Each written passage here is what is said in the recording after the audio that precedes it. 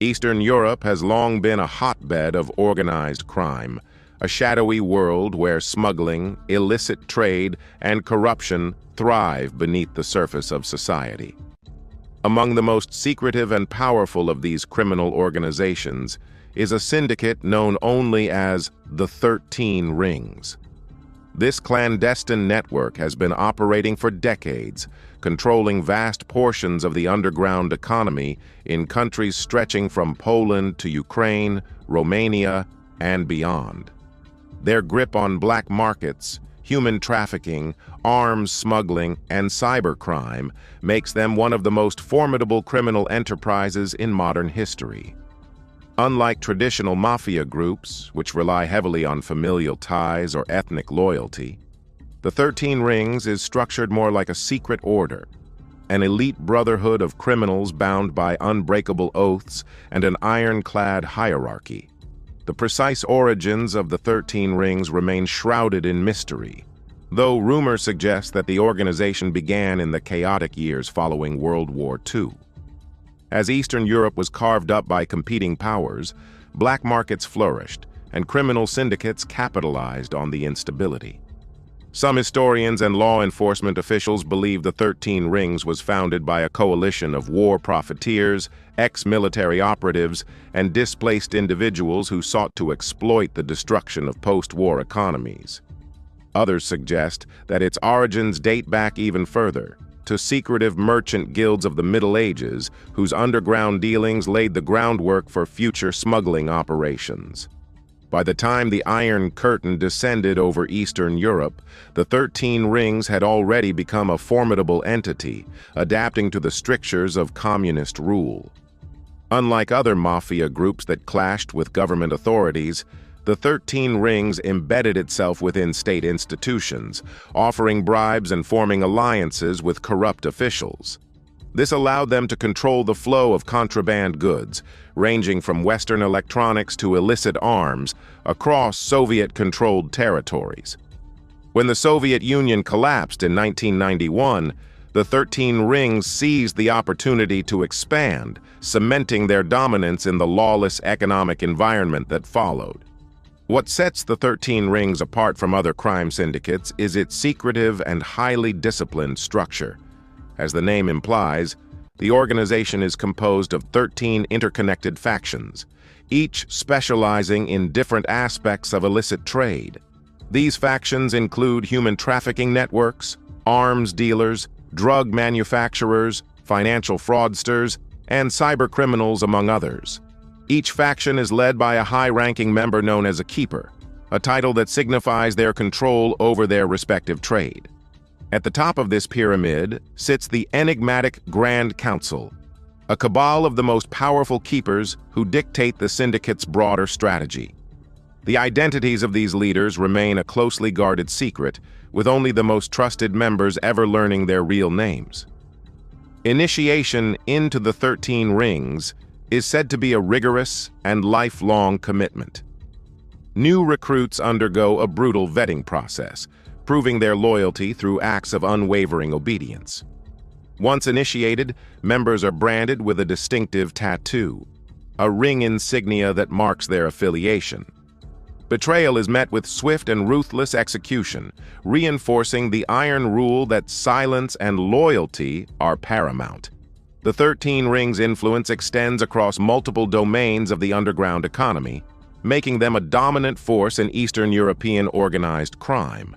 Their operations are vast, but a few key enterprises stand out. One of the most insidious arms of the 13 Rings is their human trafficking network.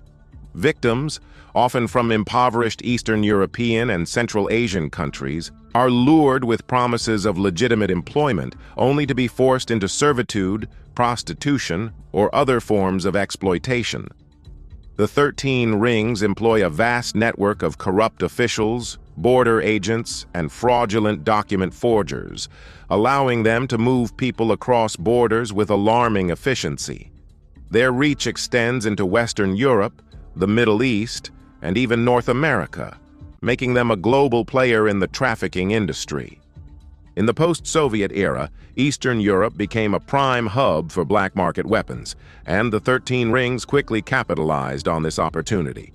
They control a significant portion of the region's illicit arms trade, supplying weapons to war zones, terrorist organizations, and criminal factions worldwide. Using former military stockpiles, they traffic everything from handguns and assault rifles to anti-aircraft missiles. Their operations have been linked to conflicts in Africa, the Middle East, and even South America, demonstrating their far-reaching impact. The drug trade is another lucrative enterprise for the 13 Rings. Unlike cartels in Latin America, they do not focus on cocaine or heroin production. Instead, they specialize in synthetic drugs such as methamphetamines, fentanyl, and new psychoactive substances, NPS. Their labs, hidden in the remote mountains and forests of Eastern Europe, churn out massive quantities of these substances, which are then distributed through extensive trafficking networks. Their operations have fueled the opioid crisis in the United States and contributed to the rise of synthetic drug abuse in Europe and Asia. In the digital age, the 13 Rings have embraced cybercrime as a core component of their operations. They employ elite hackers who specialize in financial fraud, data breaches, ransomware attacks, and dark web transactions.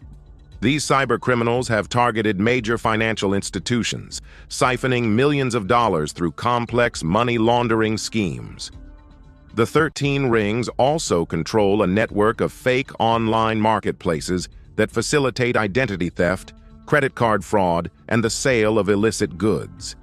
This technological expertise allows them to stay ahead of law enforcement efforts, making them one of the most elusive criminal organizations in existence. A key factor behind the 13 Rings' longevity is their deep-rooted ties to political and law enforcement institutions. Unlike other criminal groups that rely solely on violence, the 13 Rings operate through a combination of coercion, bribery, and strategic alliances. High-ranking politicians, judges, and police officials across Eastern Europe have been implicated in scandals tied to the syndicate. These connections provide them with protection, allowing their operations to continue with minimal interference from authorities. In some cases, entire governments have been compromised, making it nearly impossible to dismantle the organization from within. Despite numerous efforts to combat organized crime in Eastern Europe, the 13 Rings remains largely untouchable. International law enforcement agencies such as Europol, Interpol, and the FBI have launched extensive investigations into their activities. But the group's ability to adapt and relocate has made prosecution difficult. Witnesses and informants willing to testify against them often disappear under mysterious circumstances, reinforcing their reputation for ruthless efficiency. Technological advancements have further complicated law enforcement efforts. The 13 Rings utilize encrypted communication channels, cryptocurrency for financial transactions, and darknet marketplaces to conduct business. These tools allow them to operate in relative secrecy, making traditional policing methods ineffective. Some experts argue that only a large-scale multinational crackdown, one that targets both the organization's leadership and its financial infrastructure, could successfully dismantle the 13 Rings. The 13 Rings remain one of the most enigmatic and powerful criminal organizations in the world. Their ability to manipulate economies, infiltrate governments, and control vast sectors of the black market has made them a near-mythical force in Eastern Europe's underworld. As long as corruption persists and demand for illicit goods remains high, the 13 Rings will continue to thrive in the shadows, perpetuating a cycle of crime that spans generations. Until the world truly unites in the fight against organized crime, this hidden mafia will remain a dominant force in the underground economy, shaping the course of history from behind the scenes.